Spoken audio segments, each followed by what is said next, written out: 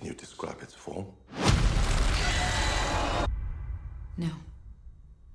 Start from the beginning. What do you think I do when you're away? You think I'm out in the garden pining, looking up at the sky? Why aren't you here? I gotta leave a day early.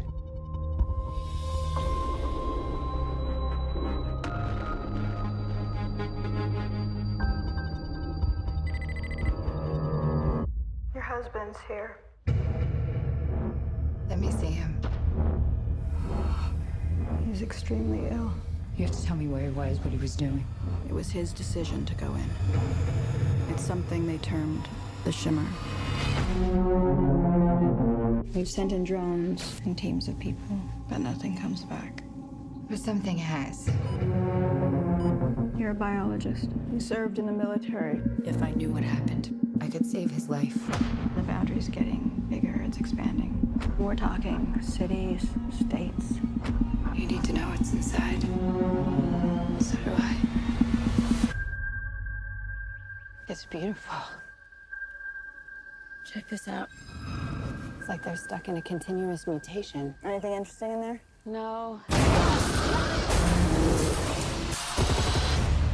Sharks have teeth like that. Not possible. You can't crossbreed different species. What is it? The soldiers on the last expedition. They went crazy, or something in here killed them. Something's come through the fence. Through the fence? We have to go back. I can't go back.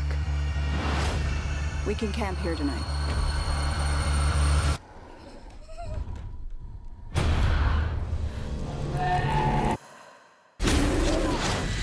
It's destroying everything. It's not destroying. It's making something new.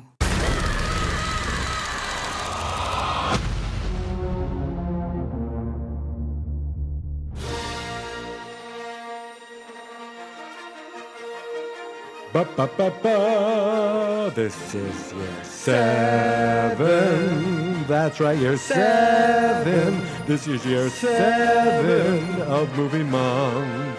For 30 days, I'll watch 30 movies and do 30 podcasts. This is day 11.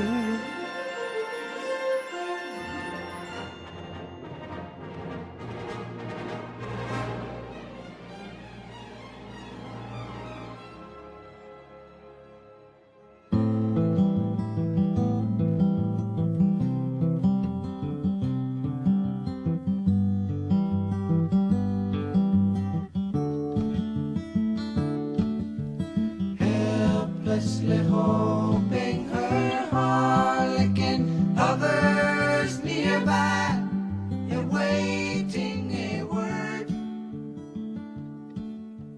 gasping at glimpses. I don't consider myself a dum-dum, but I don't consider myself like some major intellectual.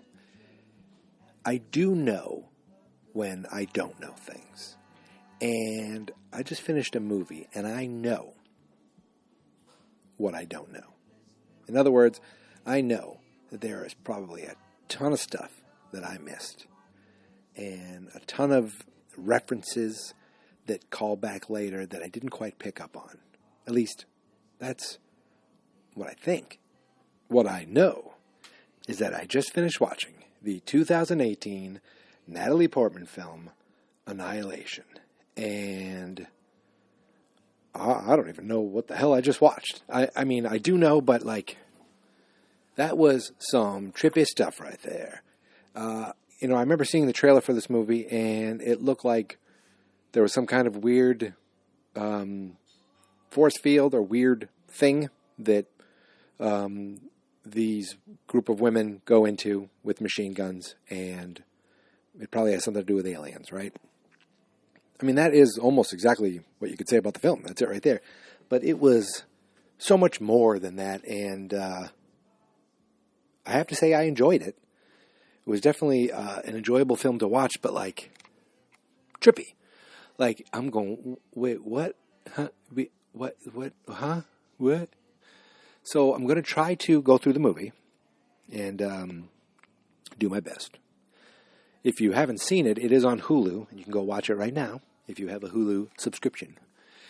So Natalie Portman is so it opens, I don't know how it opens, whatever. It opens, I believe, with a meteor crashing to Earth and hitting right at a lighthouse.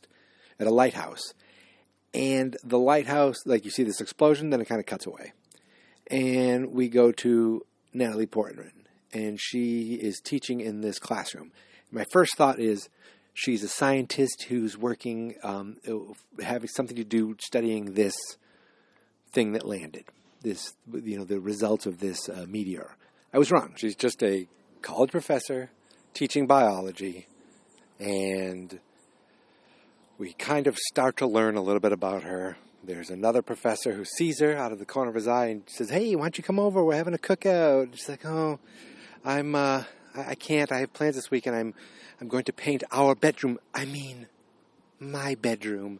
I was like, okay, well, that's kind of telling what's going on here. And he's like, "Listen, you don't have to blame yourself, okay? You can move on. You can have fun." So that was a little heavy-handed, like, "Hey, we're explaining to you what's going on without telling you exactly." At least they didn't go as far as, "He's my husband and I miss him. He was gone at war. Well, they never did find the body, blah, blah, blah." They didn't go that far. But they did kind of set up the fact that she seems to be a widower and her husband's gone. We don't know what's going on here. She's a professor and she has a friend with this guy who seems to put his hand on her a little too nonchalantly. That comes back later. So she goes home. She's painting, painting in her bedroom. And they kind of they do a nice job of showing pictures of her husband, as Oscar Isaac. They show him kind of as a soldier. And they do this nice thing in this movie that I like, where it's nonlinear, where we see flashbacks of her with her husband. We see flashbacks of her husband leaving. We see flashbacks of her after she gets out of this whole movie. We see flashbacks of just when her husband comes. Oh no, wait a minute. The husband comes back as the current. No, everything's a flashback. I forgot. The movie opens with her in a lab. All these people are outside dressed in hazmat suits, staring in, monitoring her, observing her, and one fella is inside in another hazmat suit, talking to her. And it's Benedict Wong. He's been in a bunch of stuff, and he's in Doctor Strange in the Marvel movies. And he's like, "How long have you been in? Do you know how long you were in there?" She goes, "I don't know, maybe days, maybe weeks." He's like, "You were in there for months. You had 4 months of, you had like 2 weeks of rations, but you were in there for 4 months," or something like that. So time kind of changes when you're in there, whatever in there is. Then I think they show the meteor. Then we kind of get to the part where she's at home painting, and, as far as we know, her husband's gone. And then all of a sudden, her husband shows up, and he's looking around, and right away, something's off with him. He's looking around like he's observing things in his own house. He goes up, he sees Natalie Portman. She reacts, she's a great actress, so she has this real reaction, like, "Oh my God," goes and hugs him. He kind of barely responds. Then they cut to her in the kitchen table. She's like, "Where were you? What happened?" He doesn't really have any answers. He drinks a little water, and she notices blood in the water, and he's like, "I don't feel so good." And next thing you know, he starts bleeding and convulsing. We're in an ambulance. They're getting raced to a hospital. All of a sudden, all these military show up. They take her. They pull over the ambulance, pull her out at gunpoint, take them to a secret base. And in this base, Natalie Portman wakes up and she finds the doctor there, Dr. Jennifer Jason Leigh. That's what I'll call her. And she's kind of, she's like, "Where's my husband? He's not doing good. He had organ failure. What's going on? What is this?" Finally, she explains what the hell's going on. And there's this thing that landed that hit a lighthouse. And this started seeing this weird glimmer. And then it started spreading and taking over things. We sent people in there to study it. They never came out. We sent teams in there to study it. They never came out. is that dude weed whacking his yard again. Oh my God, I'm outside now. And, or is there a drone? There's something going on out here. Anyway, so they're sending teams in there, and people aren't coming back, and they need to figure out what's going on. Well, she decides, so she's kind of hanging out at the base. She meets a few women. She finds out they're all going in to figure out what the hell's going on. And she's like, I want in. She tells the doctor. The doctor's going in too. And she's like, listen, I was in the Army once. We learned that. I'm going in there, and maybe I can find some answers to help my husband. So that's why she's going there. She can't do anything for him here. So she goes in there. And they go into this, they call it the shimmer. They go into this thing, and that's when the trippiness happens. All the trippiness starts happening and we have flashbacks of different things. Flashbacks of him having to go off to his secret mission. Flashbacks of her cheating on him with the other professor. Remember he was a little too handsy? Well, that's because they have a sort of sexual relationship. I guess it's not a sort of sexual relationship. It's a sexual relationship. And they're, you know, I don't know, knocking boots. Isn't that what they say in the 90s? And, but she's not very happy about it. And I think the husband is gone. The husband was still around, but he must have been away at the time because he's like, do you think he knows? Oh, he knows. He goes, you hate yourself. He goes, no, I hate you too. I don't want to do this anymore. So they kind of show that she's a flawed person. She's a flawed person. You know, she's not just the good guy here. She has her issues. And when I see the cheating, it automatically kind of is a big red flag for me. I don't like it. And it makes me not like that person. But, ooh. Hear that? I feel like I'm in the shimmer right now. That could be some kind of strange mutated bird. So this team goes into the shimmer. Next thing you know, she wakes up. She gets out of her tent. She's kind of in a camp all by herself. And they're going through these rations. And they're like, well, we have this, we have that. And they're like, hey, doc. I think, no, she's not a doctor. Maybe she is. She's a biologist. So there's 5 of them. 4 of them are recognized, which doesn't bode well for the 5th one. So the 4 actresses are Tessa Thompson, the girl from Jane the Virgin, Gina Rodriguez, that's her name. Jennifer Jason Leigh, Natalie Portman, and a 5th person that I don't know. And again, once you see that 5th person, you think, oh no, she's the first one to go. And the first thing that's kind of trippy is they're like, do you remember setting up camp? It's like, no, I don't remember setting up camp. I don't remember lots of things. Based on our rations, looks like we've been here for a few days. Like, that's impossible. So they're already realizing that they're kind of losing track of time. Things are trippy in there. The compass isn't working, but they can use the sun and their watch to kind of figure out where south is, and that's where they need to head to get to the lighthouse. So the whole thing in this movie is getting to the lighthouse. Now, along the way, they start learning more about this trippy place. They start learning that in this like genetic mutations are happening where animals seem to be changing their DNA. This thing seems to be affecting their DNA.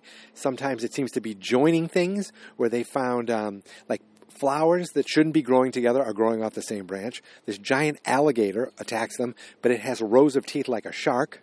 So that's mutated. They see these weird see-through fish going on there. And then they stumble upon this base. And inside the base, they see all these names and times. It looks like the previous team had set up base there and were kind of keeping watch, so maybe they should keep watch too. Now, what she didn't tell anyone else in the group is that the guy who came out of the shimmer, because nobody ever came out until one person came out, and he's all screwed up, and it's that soldier. But she never told anybody that soldier is her husband, because she didn't want them to freak out or think anything. I don't know why. If you just told them, then, you know, it would have avoided a few things later on. So I don't get why. But I know why she did it, but I don't agree with it. So they're in this base now, and they're like, there's a flash drive here that says for the next team, for the people who come after. They put it in this video player they have, and they start watching it, and it is creepy and gross and well done, like special effects wise, but ugh. So they show this guy kind of, he's not doing very good. And this other guy walks up and he looks into the camera, and it's her husband, Oscar Isaac. They know him as the soldier. She's like, oh my God, it's my husband, keeping it to herself. He takes his knife. He's like, it's okay. And he stabs right into this guy. And then he starts cutting open his stomach, peels back the skin. And inside him, things are moving around. Now, I don't know if it's his intestines are alive. First, I thought it was just an alien inside him. It's his intestines are all wiggling and moving around and are alive. They're all freaking out. So they're freaked out. Gina Rodriguez is like, that's fake. That can't be happening. It's a trick of the eye. And meanwhile, they kind of just go and try to relax for the night. So they go. I'm trying to figure out all the order of things. Okay, so then the doctor walks off into another room, and she finds in this empty pool this guy strapped to a chair. I think it's the guy who was strapped to the chair and had everything cut open. It seems like everything got spread out and adapted and had like floral life on it and all kinds of stuff. And his like part of his skeleton was higher, and it was all freaky. But it seemed like it all kind of spread from that guy. So they're a lot freaked out by that. Tessa Thompson wants to get the hell out of there. Gina Rodriguez too. They camp for the night, and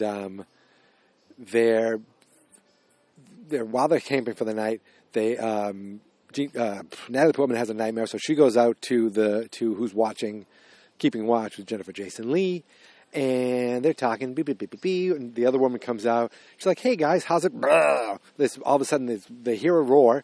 They see the gate was open, and then this giant bear comes and takes the woman I didn't know, right, away. Drags her off, and you never see her alive again. The next time we do see her, we'll get there. So Gina Rodriguez and Tessa Thompson are thinking they want to get the hell out of there. But Natalie Portman's like, look, we're this far in. It's probably easier for us to just get to the lighthouse and then follow the coast the way back. She lied to them basically just because she wants to keep going. Jennifer Jason Leigh, we find out, has cancer and is dying, and she doesn't care. She just wants to keep going and get answers, find these answers.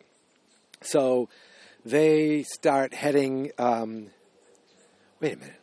What the hell happens? Oh, so they're heading over at one point, and they're like...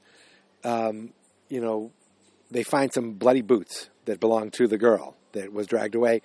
Natalie Portman goes in, finds her dead body, comes out. And she's like, yeah, she's dead.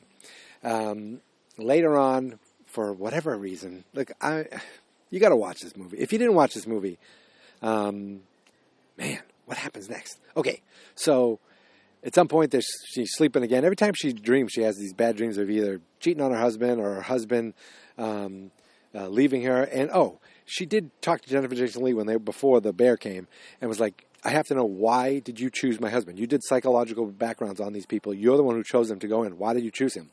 Did he have a suicide mission? She's like, no, not a suicide mission, not a suicide feeling, just self-destruction. Maybe he was unhappy with something. Maybe he was unhappy with this. Maybe he was unhappy with his marriage or something. I don't know. That he just wanted to, have a self-destruct mechanism, kind of. And again, it goes back to he probably knew that she was cheating on her. So the next time they're in camp, all of a sudden she wakes up with a gun in her face, and it's Gina Rodriguez who found the locket for some reason, somehow found the locket with her husband's name in it, face in it, and he pops her in the face, ties all three of them up, and is like, listen. Because before we see her looking at her hands, she goes, I'm looking at my hands and my fingers and my fingerprints are moving. I feel like everything inside me is moving. This is going to end badly. I need to know, you lied to me. Why are we in here? I figure, last time I don't want to be, stuck to a chair, tied to a chair, and sliced open. And I'm not the one tied to a chair. So she's losing her mind. You think she's going to start cutting them open because... She said originally either something killed them or they went crazy and killed each other. And we know that something came, almost killed you with an alligator. The bear did come and kill that other woman. So that part's true. And now maybe going crazy is true also. So she is about to go crazy and cut them open. And then she hears, help, help. And she runs she thinks that girl's alive. But no, it is a terrifying skeleton-faced bear who somehow, when it screams, it has the voice of the girl it killed, and it rips Gina Rodriguez's throat right out of her head. Kills her, but also is like gets up in their face. I don't know if it's blind or goes by the sense of smell or fear, but it got really close to them. Almost gets Natalie Portman. Tessa Thompson takes the machine gun out, blows her away. And yeah, so they were, Tessa Thompson earlier in the movie said, I feel like what is happening here is refractions, which are like prisms, right? Where it changes light. That's what happens. But it's not just changing light. It's changing everything physically around it. Everything, including the DNA, including us. Because they come across these flowery like plants that almost have like human shape to it, because it's kind of adapting from humans, taking part of humans that were there before and the part of nature and kind of combining them. And that's why it's making these weird statues. This thing has been there for 3 years, by the way. It's been 3 years since the lighthouse hit, and they've been studying it all this time. So that's why things are over. They evacuated people telling it was a chemical spill, and it's just like abandoned areas. But had these really creepy kind of, flower people that are like, standing almost like a family that made you feel like maybe these are people who were killed here, and what was kind of grown in its place with these weird people. But it's affecting communications, it's affecting everything, including them, and Natalie Portman looks and her DNA is being affected too. And then Tessa Thompson at one point is kind of like, you want to destroy it. The doctor wants to study it. I don't think I want to do either, or find the reason. I don't think I want to do either. And very subtly you start realizing plants are starting to come out of her hands, out of her skin. And they cut away, and Natalie Portman's following her, and she's kind of walking off. And every time you see her, she looks worse and worse. She cuts through this area, and then she's gone. I'm thinking she just completely turned into a plant or something. I don't know. But now she's gone. Jennifer Jason Leigh took off to try to find the lighthouse. Everyone's gone. And now Natalie Portman's by herself. She just keeps making her way, finally makes it to the beach. And the beach, very, very cool visuals in this scene, where the beach has all these trees and stuff that are crystallized. And this lighthouse has this like white, like bleached white roots from almost look like tree roots or like scar tissue. I don't know what you could call it. But she finally made her way to the lighthouse, which is where the meteorite hit in the first place. Now, I was thinking lighthouses serve two purposes, right? They are a beacon to draw you in, to show you where you are, but they're also a light of warning, right? Because they're like, look out, land's right here. You don't want to hit us, because that's what I think of. And it's almost like, you want to find this lighthouse. You're trying to find this lighthouse, but should you be going into this lighthouse? Like a warning. I don't know if I'm trying to find metaphors and things. I was looking for metaphors in this, like early in the movie. She holds hands with her husband, but we don't see them holding hands. We see it through the reflection of a drinking glass. Later on, they're talking to each other, but it's through this reflection, through this like the prism of the drinking glass. Ooh, because light refracted. Then later we see them behind the plastic of a hospital room, like a hospital area. Again, light refracted. Ooh, visuals, metaphors. So she goes to inside this lighthouse, and she sees this dead kind of skeleton, this dead skeleton sitting cross-legged, and we see a video camera. So she hits the video camera, and it's her husband, and he's talking about, I don't know who I am, I don't know what I am. If you find this, have you ever seen a flash grenade? Cover your eyes. If you find this, look for Lena if you can. And he lets the grenade off. He explodes, and you realize the dead body there is her husband. And then behind the camera, another version of her husband comes and looks right into the camera. Like, what? They also showed like the original Oscar Isaac, like with the camera inside this. He found the lighthouse. And he sees something that has this like shapeless looking alien thing. And it's like, I think that became the other Oscar Isaac, and that's what got out. So then she goes down. This is where I get really trippy. She goes through this hole to look for Jennifer Jason Leigh, finds her, and she's like, starts saying gives this speech, and then all of a sudden she shoots light out of her mouth and kind of becomes one with the alien thing, becomes this giant weird prism like kaleidoscope-looking thing that Natalie Portman just stares into. Then a drop of her blood mixes with this, and I think that's what creates what we see next, where is this, like, creature-type, not human, but humanoid shape, but much taller than Natalie Portman, who kind of, it was very much like, very artsy-fartsy at this point, where it was like a ballerina dancing, where they're mirroring each other. They're fighting, but then if she doesn't fight, the humanoid is mirroring her moves. She's not letting her leave, but at the same time, it's like when it falls down, when she falls down, it falls down.